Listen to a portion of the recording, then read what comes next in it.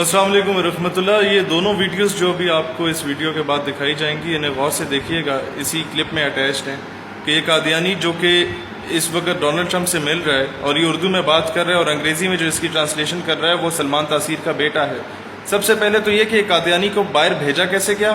یہ 295C کے case میں گرفتار تھا. اسے رہا کن بدبختوں نے کرایا اور کون کون لوگ ملوث ہیں یہ آپ خود دیکھ سکتے ہیں کہ کس طریقے سے ہماری ریاست کہ جو یہ سو کالڈ وزیر اعظم بنے ہوئے ہیں, جتنے یہ وزراء بنے ہوئے ہیں, ان میں سے کون کون سا بندہ بکا ہوا ہے یا کون نہیں بکا ہوا ہے, اس کا فیصلہ آپ اس ویڈیو سے خود کر سکتے ہیں. میں خود کسی پہ الزام نہیں لگاتا, لیکن کون کون بکا ہوا ہے آپ کو اندازہ اس سے ہو جائے. مسلم جماعت سے تعلق رکھتا ہوں, کمیونٹی سے. I am from the Ahmadiyya Muslim community of Pakistan.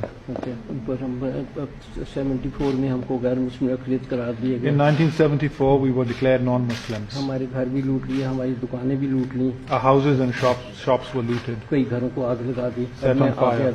ربا آ گیا, پھر بچوں کو لے کر سرگودا میں دکان تھی. I relocated. پھر یہاں پر کو درمیان میں نہ لاؤ. اب میں آپ کو ایک چیز بتانا چاہتا ہوں کہ فیصلے کہاں سے کروائے جاتے ہیں. آج ثبوت لایا ہوں میں. پہلے تو لوگ کہتے تھے یہ جی فرضی باتیں کرتے ہیں. اب یہ بات ذرا جذبات سے ہٹ کے آپ لوگوں نے غور سے سننا ہے کہ یہ ربوہ ٹائمز جو کہ قادیانیوں کا آفیشیل پیج ہے اور ویریفائڈ پیج ہے, اس پہ یہ خبر لکھتی ہے کہ پریزیڈنٹ ٹرمپ نے ریلیجیس فریڈم کمشنر کو کال کی ہے اور پاکستان میں جو قادیانی بک سیلر ہے اس کی رہائی کا مطالبہ کیا. 4 مارچ 2019 کی بات ہے.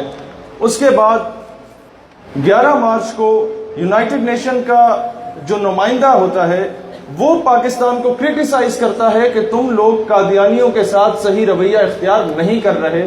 یہ 11 مارچ کی رپورٹ ہے.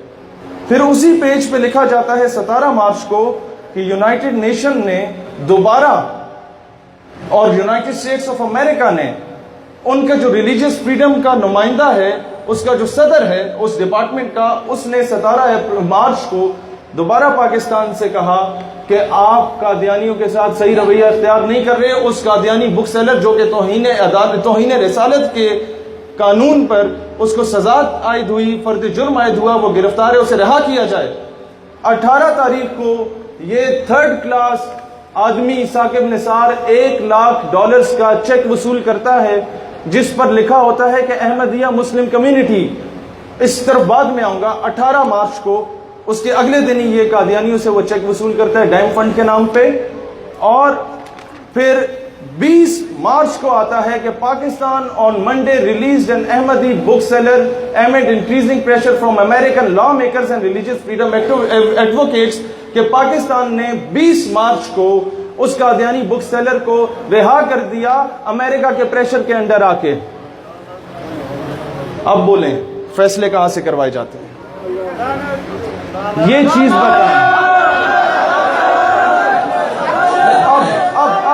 اب سنیں, مجھے بتائیں توہین عدالت کی دفعات لگتی ہے کیا پاکستان کے کانسٹیٹیوشن آرٹیکل نمبر پاکستان کے کانسٹیٹیوشن 7 سپتمبر 1974 کو کیا قادیانی ایک نان مسلم مائنورٹی ڈکلیئر نہیں ہوئے تھے؟